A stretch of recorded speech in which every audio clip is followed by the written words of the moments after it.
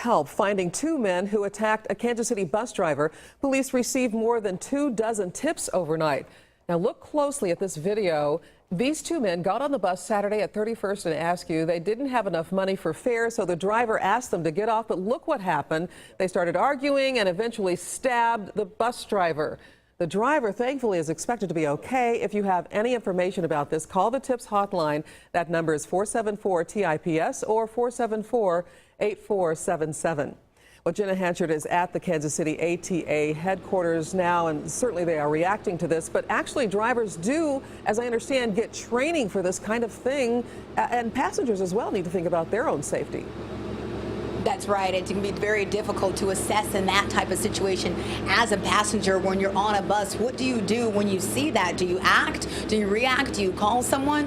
We're joined now by BJ Garcia here with KSHB, and we're going to talk to him briefly about that. You know, a lot of people watching that video wondered, why didn't the passengers do anything?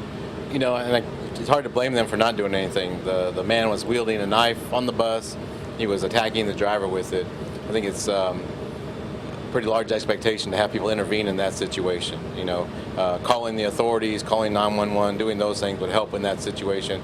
I'm not sure inserting yourself into that physical altercation would have done anybody any good. And that's something that you actually advise passengers to do, correct? Absolutely. You know, if there's an altercation, a disagreement on the bus, kind of remove yourself from that situation. Don't get involved. Don't become part of the problem. Those things can only escalate and lead to more issues on the bus. So we encourage our passengers just to, you know, be a good community citizen, you know, ride the bus. It's a public service, so you don't know who's going to be riding next to you, you know, what their day was like, if they're upset, if they're angry about anything.